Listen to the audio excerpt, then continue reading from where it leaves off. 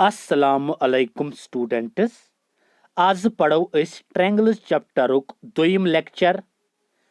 गोडनिकिस lectures मज दितु तोय मे अमि चैप्टरुक overview. अस पोर triangle क्या गो, ट्रेंगल्स क्लासिफिकेशन पोर अस, डिफरेंट ट्रेंगल्स कम छ आसन। अस पोर डिफरेंट कॉन्ग्रेंसी दिम क्राइटेरिया छ। अस कर वनो ज ट्रेंगल छ कॉन्ग्रेंट आसन, तुम पढ़ अस, तुमन हुंद ओवरव्यू दुत मे तोय। यथ मज गोडनेथ ओस SSS, SAS, RHS, S angle side angle ओस या एंगल एंगल साइड ओस क्या कॉन्ग्रेंसी रूल। अमि मजीद वन बह तोय कि बे क्या छु अस पढ़ुन यथ चैप्टरस मज ब्रोट कुन। अस छु पढ़ुन अथ मज डिफरेंट थॉर्म छ अस पढ़ने। यथ मज यह थॉर्म ति कि अगर हसा अख ट्रेंगल आसे, अकिस ट्रेंगलस मज अकिस आइसोसेलेस ट्रेंगलस अगर अख आइसोसेलेस ट्रेंगल आसे, आइसोसेलेस ट्रेंगल गो यथ मज ज साइड आसन बराबर। अकिस आइसोसेलेस ट्रेंगलस मज हसा छ यम ज साइड पानवे बराबर छ आसन, तुमन यम अपोजिट एंगल्स छ आसन तुम ति छ पानवे बराबर आसन। अमुक कन्वर्स करो अस प्रूव कि अगर अख ट्रेंगल छु यथ मज ज एंगल छ पानवे बराबर, यमन दोन एंगलन यम अपोजिट साइड्स आसन तुम ति छ आसन बराबर। पत तम पत आसन अथ पे एक्सरसाइज अख स्टैंड यथ मज यही यम थार्म छ आसन करनी अप्लाई। अम पत ब्याक थार्म, ब्याक थार्म कि क्या छ अम पत स छ यह कि अगर हसा अस अख ट्रायंगल छु, अकिस ट्रायंगलस मज छु सपोज ए बी सी थो अस ट्रायंगल अख, यथ मज सपोज ए बी छु बोड़ साइड सारवी खोत, अथ बड़िस साइडस युस अपोजिट एंगल आसे सु ऑलवेज आसन बोड़, युस लक्टिस साइडस अपोजिट एंगल छु। को यथ वनन छ अगर स्टेटमेंट वुचो, longer side has greater angle opposite to it. अमुक कन्वर्स थार्म क्या छ अथ मज अगर हसा चे अकिस ट्रायंगलस मज छु अख एंगल बोड़, यह छु बोड़ यम खोत, तेल यथ युस अपोजिट साइड छु ए बी, यह ए बी साइड हसा आसी तेल चे बोड़ कथ यथ ए सी साइडस। क्लियर छा? तो लास्ट थार्म कत लास्ट थार्म अगर अख ट्रायंगल अकिस ट्रायंगलस मज युस मतलब तेल हेक्यू तुम अख ट्रायंगल करित कंस्ट्रक्ट, अख ट्रायंगल हेको तेल बनयित कम सित with the help of compass protractor येल दोन साइडन हुन मेजरमेंट आस त्रेमी साइड खोत अलाव। एनी टू साइड्स नित यह A B plus A B C या ग्रेटर देन ए सी, या B C plus A C greater than A B, या A C plus A B greater than B C. यह theorem छ असल पे prove कर। क्लियर छा? गो यम तमाम थार्म छ यथ चैप्टरस मज यमन अस प्रूफ छ दुन तो पत यम डिफरेंट एक्सरसाइजन मज अप्लाई करने यम थार्म, तिकाज थार्म छ पत बनन एक्सरसाइज खतर रूल, एक्सरसाइज खतर प्रोसीजर। गो यह ओवरव्यू बे डिफरेंट टाइप्स ऑफ एंगल्स त यथ एक्यूट एंगल ऑब्टूस एंगल सह वोनमुत पचम लेक्चरस मज। वह करो यथ मज काम यस गोडनिच थार्म छ स करो अस वह प्रूव। क्लियर छा? स थार्म क्या थव नजर, स थार्म क्या इंपॉर्टेंट थार्म तिकाज तुम ख्याल थवन इन थार्मन हुंद, तिकाज यस मे इन वाजि एक्सरसाइज आस गोडनिच तथ मज गछन थार्म यूज। ओके, तो गोडनिच थार्म क्या दपन तुम वनु सा टू ट्रायंगल्स अगर अस ज ट्रायंगल छ, टू ट्रायंगल्स आर कॉन्ग्रेंट, तुम वनु सा ज ट्रायंगल छ आसा कॉन्ग्रेंट, मगर कर ज ट्रायंगल छ congruent if two angles and the included side of one triangle are equal to the corresponding angle and the included side of the other triangle. दपन तुम वनु सा अगर ज ट्रायंगल छु तुम अख ट्रायंगल छु ए बी सी, ब्याक छु डी ई एफ, यम ए बी सी ट्रायंगल युस छु अमे ए बी सी ट्रायंगलिक ज एंगल तो मंजस यमो साइड रोट, अगर सह बराबर बे ट्रायंगल केन दोन एंगलन तो बेयुस मंजस साइड यमो रोट अथ बराबर, तुम वनु सा यम ज ट्रायंगल छ पानवे कॉन्ग्रेंट। क्लियर? क्या वन अगर वनो इंग्लिश पे, two triangles are congruent if two angles and the included side of one triangle are equal to the corresponding two angles and the included side of another triangle. गो अमुक छ अस proof दिन। Okay, चलो अस वो given क्या given क्या ए B C तो D F ज ट्रायंगल, ए बी सी अख ट्रायंगल हन, डी ई एफ ब्याक ट्रायंगल हन, यथ ए बी सी एस मन एंगल बी बराबर एंगल ई एस, एंगल सी बराबर एंगल एफ तिकाज ऐ वन ज एंगल तो इनक्लूडेड साइड बराबर एक ट्रायंगल बे ट्रायंगल कन दोन एंगलन तो बे इनक्लूडेड साइडस एंगल बी बराबर एंगल ई एंगल सी बराबर एंगल एफ बी सी बराबर ई एफ ओके गो यह गिवन कंडीशन दित अस क्या प्रूव कर ए बी सी छा कॉन्ग्रेंट डी ई एफ मे गोडनथ वोनमुत तुम ज फिगर तेल आसन कॉन्ग्रेंट येल तमन एग्जैक्टली आस सेम शेप तो सेम साइज क्लियर साइज गो मैग्नीट्यूड ठीक वन यथ मज वो करो कम गो ए बी सी हावन कत कॉन्ग्रेंट डी ई एफ अस करो कम यथ मज अमुक प्रूफ मोलूम करने खतर त्रे पॉसिबिलिटी गसन एराइज क्लियर कम त्रे पॉसिबिलिटी बह दिम एग्जांपल अगर ये निकलाला क्लियर यह ब्या निकलाला तो अगर बह यमन दोन कर पानवे कंपैरिजन हाइट यमिस नाव सपोज मोहम्मद जबार यमिस नाव अब्दुल कुदूस ठीक मोहम्मद जबार तो अब्दुल कुदूस नफर यमन दोन अगर करो कंपैरिजन युस मोहम्मद जबार या आस मोहम्मद जबार सज हाइट आस या अब्दुल कुदूस बराबर या आस मोहम्मद जबार हाइट आस ज्यादा कम खोत अब्दुल कुदूस खोत या आस मोहम्मद जबार हाइट आस लेस दैन अब्दुल कुदूस खोत गो यम त्रे पॉसिबल केसेस गसन एराइज यम त्रे पॉसिबिलिटी गसन एराइज अगर दोन नफरन करो हाइट कंपैरिजन क्लियर गो या बराबर हाइट या अकिस ज्यादा बेस कम या अकिस कम बेस ज्यादा क्लियर यम त्रे पकिन बे यम त्रेयो पॉसिबिलिटियों थ्रू करो यमन दोन ट्रायंगलन हुंद प्रूव कि यम कॉन्ग्रेंट ठीक वुच सा क्या there are three possible cases त्रे पॉसिबल केसेस गसन यतन अराइज गोडनुक केस क्या गोडनुक केस ये ए बी हेक या आस ए बी डी ई एस बराबर वन दिस एग्जांपल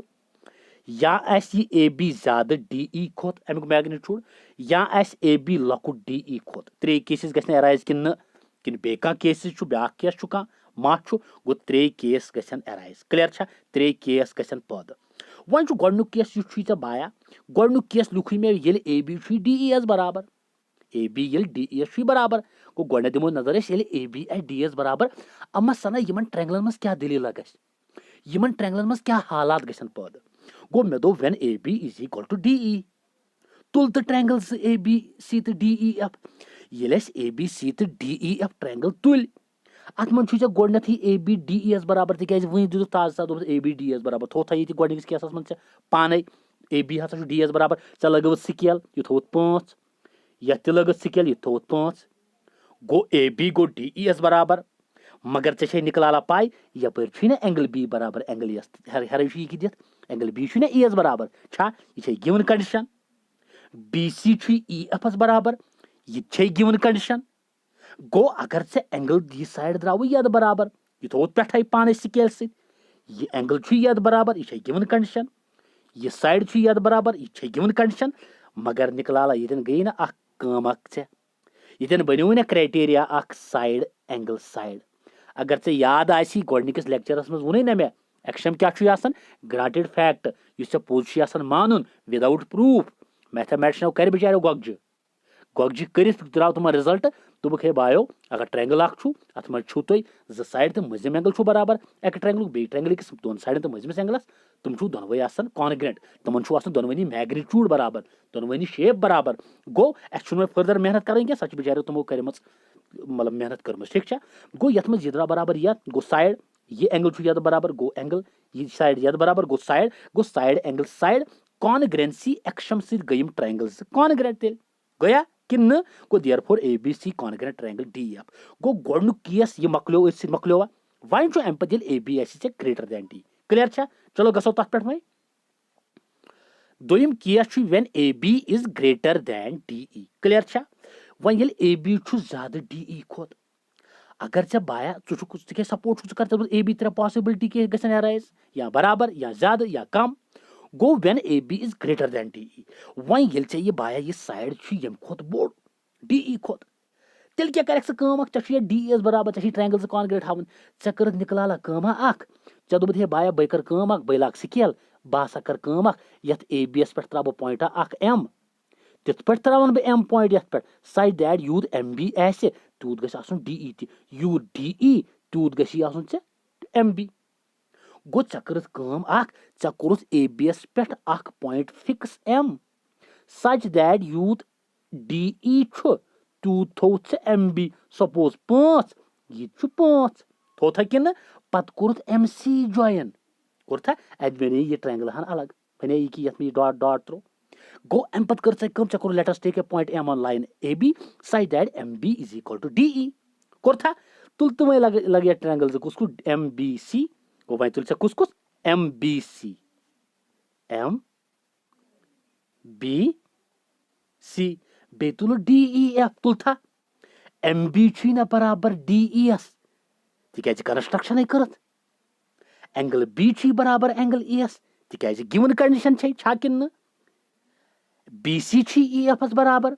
तिकाज ये गिवन कंडीशन गो चे गई कम चे द्रावी एम बी बराबर यथ ये कंस्ट्रक्शन एंगल बी द्रावी बराबर एंगल ई एस ये गिवन बी सी द्रावी बराबर ई एफ ये गिवन गो ये बनो ना axiom side angle side side angle side गो चे गई कम चे द्रावी एम बी सी ट्रायंगल ये द्रावी चे बाया कॉन्ग्रेंट कत डी ई एफ एस ये ट्रायंगल जो द्राई कॉन्ग्रेंट चे पाई कॉन्ग्रेंट मीन्स गो they have exactly the same shape and size ये जो ट्रायंगल आसन बराबर मतलब अगर ट्रायंगल थोत तुलहन त्राहन यथ पे ये साइड पे यथ पे ये पे यथ पे यख पे यथ पे कॉरस्पॉन्डिंग साइड्स ते आसन बराबर कॉरस्पॉन्डिंग एंगल्स ते आसन बराबर गो side angle side congruency axiom triangle जो गई कॉन्ग्रेंट ये ट्रायंगल जो गई कॉन्ग्रेंट अमुक मतलब गो कॉरस्पॉन्डिंग एंगल्स आसन तेल बराबर आसना किन गो एम सी बी अगर ये एम सी बी एंगल ये ट्रायंगल एम सी बी ये ट्रायंगल एम सी बी गो ये एंगल आसना बराबर तेल यथ एंगल एफ एस गो एम सी बी द्राव बाया एफ एस बराबर C P C T corresponding parts of congruent triangles मगर निकलाला युथ एंगल सी छीनो गोड़े ए सी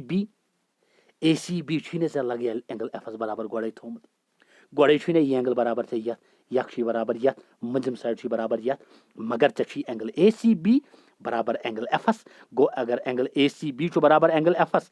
एम सी बी बराबर एंगल एफ एस चे पढ़मुत लाइन्स एंड एंगल्स में पढ़नोमुत मे कि things which are equal to the same thing are equal to one another F बराबर यथ ये बराबर यथ गो यम जो पानवे बराबर गो एम सी बी बराबर तेल ए सी बी एस एम सी बी कदरा बराबर ए सी बी एस चाने सपोर्शन हिसाब लेट हिसाब छा गो चे द्रावी एम सी बी ये एंगल द्रावी चे बराबर यथ सरसी एंगल्स बराबर गो एम सी बी द्रावी चे बराबर ए सी बी एस मगर मे वन कथा कि पॉसिबल अब बजन वन ये एंगल बराबर ये यथ एंगल तल वन मे खुदाई सिंद पास ये पॉसिबल यीच एंगल हन ऐसे यथ बराबर ये पॉसिबल तेल वन मे यह कर पॉसिबल वो यह तेल पॉसिबल ये एंगल आज बराबर यथ ये योतन वातन एस पे ये एम पॉइंट वातनायक ना एस पे ये एम पॉइंट वातनायक एस पे तेल ये एम एस पे गो ये लाइन वात यह गना खत्म यह वात यह कर पे कॉइनसाइड ये कॉइनसाइड कर तेल ये एंगल बराबर अत तेल एंगल कुस एम सी बी आज बराबर ए सी बी ये एम तो ए कॉइनसाइड कर go this is impossible unless point m and a coincides यह impossible मगर यह तेल possible ये m तो a कर coincide गो m ते जो point a ते जो point तो ये लाइन वाइज योतन ये लाइन वाइज योतन therefore तेल मतलब गो ना तेल कि a b must be equal to तेल छना a b ये point वोल से योतन m b छ थोमुत हपर d e s बराबर ये m वोती निकलाला a s पे गो a b छी ना तेल छ बराबर d e s तिकाज तन थ्रो कंस्ट्रक्शन में दोप एम बी थो मे यद बराबर मगर वन प्रूव कोर चोन सपोर्शन द्राव रॉन्ग चे दोप वन तेल पॉसिबल ये एम वात एस पे ये एम वोत एस पे गो एम तो ए कोइनसाइड कर तेल एम बी लाइन पान ए बी इट सेल्फ मगर एम बी हपर डी एस बराबर मगर एम बी था ए बी एस बराबर गो ए बी तेल डी एस बराबर छा कि therefore A B must be equal to D E यह दोयम केस था तो नजर में लगे त्रेम case when A B less than D E वन ए बी लेस देन कर दोप हे ये हसा वन तिकाज जो केसेस द्राय बराबर ज्यादा तो वन थो कम when A B is less than D E ये वन ये ए बी लकुट का डी ई एस तेल क्या करक वे कम अख चे कर कम अख दोबुत हे बाया बह हसा कर कम बह कर पॉइंट अख फिक्स एम कतन चे कोर पॉइंट अख फिक्स एम यतन such that bm is equal to de such that bm is equal to d चे क्या core let us take a point m on line ab on line ba when produce to m yel चे ba कर ना produce m ताय चे दोबुत हे ये bm हसा छ लाइन सेगमेंट ये bm यस लाइन छ ये थो में des बराबर गो ये bm गो बराबर des गोवा ये तो चे कंस्ट्रक्शन ठीक है let us take a point m on line ba so when produced to m such that mb is equal to de थोथा चे mb बराबर des थोथा तो ज्वाइन कोर बे me क्लियर छ वहीं था तो नजरा तुल तो लगे ट्रायंगल्स वो ये बराबर में एज पर कंस्ट्रक्शन des को चेल ट्रायंगल्स तुल चलो थे bm हसा छी बाया des बराबर आ कंस्ट्रक्शन कर ठीक अम प दोब चे है एंगल b छु बराबर एंगल es कैज आ गिवन छी पेठै एंगल bc दोब चे ef बराबर यु छी गिवन तेल क्या गई काम therefore by side मंजस एंगल साइड कॉन्ग्रेंसी एक्शम स द्राई ने चला गया MBE द्रावी MBE कॉन्ग्रेंट DEF ये चे MBE द्रावी कॉन्ग्रेंट कत ये चे ये ट्रायंगल द्रावी ना लगे ये कॉन्ग्रेंट DEF चमंत में कॉरेस्पॉन्डिंग एंगल्स क्या आसन कॉरेस्पॉन्डिंग एंगल्स आसन ना सा बराबर चे पा ये ट्रायंगल्स गई कॉन्ग्रेंट कॉरेस्पॉन्डिंग एंगल्स गई बराबर कॉरेस्पॉन्डिंग साइड्स गई बराबर गो तेल द्राव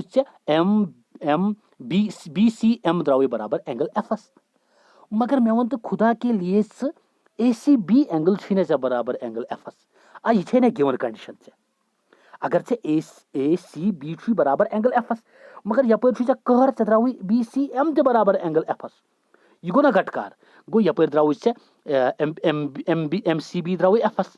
मगर गिवन छी वन MCB छी ACBS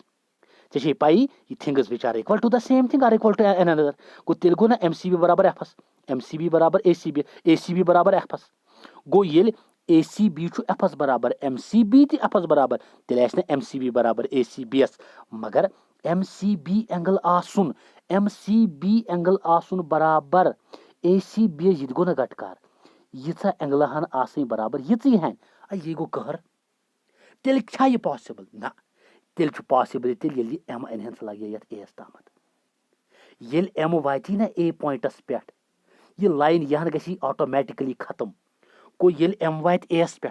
गो एम वोत ये ए पॉइंटस पे वोत यहन गई खत्म ये लाइन बने ना यस MC ये एम बनो ये BM लाइन BM ये बने ना वह AB हाँ एम वोत एस पे वोत ना क्या वोत तक पॉसिबल ये एंगल आसन ये बराबर यह पाश घटकार तेल क्या गई कम यह कर पॉसिबल यह तेल पॉसिबल ये एम वात एस पे ये चे वह एम वोत एस पे वोत या तन कर चे कम चे दोबे बाया BM हसा बराबर में DES वह एम एस पे तेल ना AB बराबर DES छा ये AB बराबर DES तेल तिकाज हु पॉसिबल गो तेल गो ना this is possible unless point A and M coincide therefore AB must be equal to DE तमिक मतलब गो तेल AB एज जरूरी बराबर DES दस ABC कॉन्ग्रेंट DE गो अस कर त्रेनवे केसो थ्रू कोर अस ये प्रूव कि ABC छु कॉन्ग्रेंट DEFS क्लियर छा ये गई अस गोडनिच थारम कर प्रूव अस वन मसल कि कम क्राइटेरिया करो यूज वन ऐसे पाई ये बाया एक्शम ये लगे थारम ये निकला थारम ये थारम ये एक्शम एस ज साइड तो मजिम एंगल बराबर बे ट्रायंगल दोन साइडन तो मजिम एंगल साइड एंगल ज एंगल मजिम साइड बराबर दोन एंगल तो मजिम साइडस ए पोतुस पत ज एंगल तो तम पतुक साइड आस बराबर बे ट्रायंगल किस पोतुस पत दोन एंगलन तो बे तम पत के साइडस यम एक ट्रायंगल त्रे साइड बराबर बे ट्रायंगल त्रे साइडन कॉन्ग्रेट वहीं करो ब्याक थरम प्रूव कोस दपन if any two angles and a side of one triangle are equal to the corresponding angles and side of another triangle दपन अगर एक ट्रायंगल ज एंगल तो तम पतुक साइड ज एंगल तो तम पतुक साइड आसी बराबर एक ट्रायंगल बे ट्रायंगल केन पोतुस पत यम ज एंगल तो तम पत कि साइडस दपन च वन सा ट्रायंगल ज कॉन्ग्रेट वुछ निकला ABC छि अख ट्रायंगल DEF छि बे अख ट्रायंगल अगर से ABCS में एंगल A बराबर DS एंगल B बराबर एंगल ES BC बराबर EFS को चशी वन यम ट्रायंगल्स छ कॉन्ग्रेट मतलब एक ट्रायंगल पुतुस पत ज एंगल तो तम पतुक साइड एस बराबर बे ट्रेंगल कन पुतुस पत दोन एंगलन तो तम पत किस साइडस क्या वन ट्रेंगल ज कॉन्ग्रेंट वह अगर बह ये वुच गिवन क्या given a triangle ABC and DEF in which angle A बराबर एंगल D अम पतुक एंगल B बराबर एंगल E अम पत BC बराबर EF यह गिवन दित ऐ क्या कर मालूम ABC congruent DEF exactly same size same shape clear गो वो वन क्या कर प्रूफ वो प्रूफ अमुक तिज यह कस थारम निकलाला याद थ यह हसा ये थारम एंगल एंगल साइड एक्सरसाइज मज पे लग प्रूव कर यूज कर एक्सरसाइज मज गो मे कर मे न्यू इन ट्रायंगल ABC तो DEF मे तुल दोनवे ट्रायंगल मे पन मर्जी ये मे ABC ट्रायंगल तुल अत मज लगो मे angle sum property yes lines and angles मज कर प्रूव ये कि अकिस ट्रायंगलस मज त्रेन एंगलन सम 160 किन गो ये ट्रायंगल ABC तुल अत मज कर angle sum property use DEF मज कर एंगल सम प्रॉपर्टी यूज गो ये ABC तुल angle A plus angle B plus angle C is 160 angle sum property DEF angle D plus angle E plus angle F is 160 ये angle sum property कर तो लगे दोनवनी से compare Yemen दोनवनी equation ना RHS same ये your 160 ये your 160 go RHS खुदा के लिए योर बराबर तेल LHS बराबर गो angle A plus angle B plus angle C बराबर angle D plus angle E plus angle F कर तो वो वन था नजर गो A plus B plus C बराबर D plus E plus F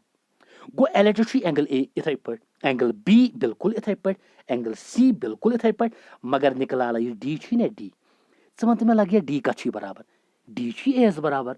अगर से D 30 डिग्री A 30 डिग्री गो अगर से D A बराबर मे कर मे त्रो D बदल ये मज A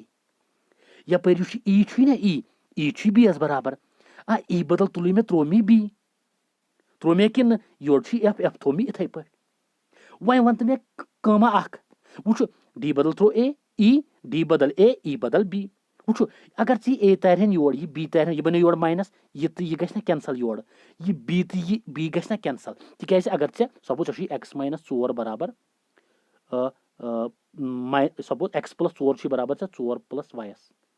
ये 4 तरहन योर सह गो x प्लस 4 यह बनो your minus 4 is equal to y ये 4 तो 4 कैंसल सह बन 0 इथे पे ये कर निकलाला ये A तरहन योर ये A तो A कैंसल B तो B कैंसल अत द्राव निकलाला C बराबर F अत द्राव C एंगल बराबर F वन था तो नजर तो खेल तुल तो लगे ट्रायंगल ABC तो DEF ये ABC तो DEF तुल था कि अत क्या गई एंगल B बराबर एंगल E ये गिवन कंडीशन कि BC बराबर EF ये गिवन कंडीशन एंगल C द्राव एंगल F ये प्रूव्ड अबो ये कोर प्रूव अबो कि प्रूव्ड अबो तेल वन मे कुछ क्राइटेरिया गई यूज वो लगे यह गो एंगल तम पतुक साइड पत एंगल साइड सॉरी एंगल पत साइड पत एंगल गो एंगल साइड एंगल कोर ना वो ताज ताज प्रूव थारम अगर एक ट्रायंगल ज एंगल तो मजम साइड आस बराबर बे ट्रायंगल किस दोन एंगलन तो मजम साइडस तेल ट्रायंगल ज आसान कॉन्ग्रेंट गो ये गई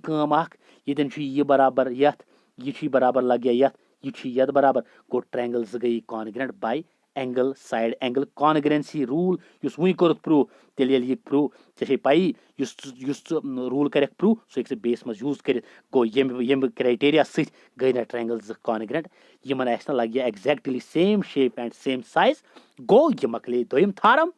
अम पे वन एक्सरसाइज सह गई लगस नेक्स्ट लेक्चरस मज ओके अल्लाह हाफिज।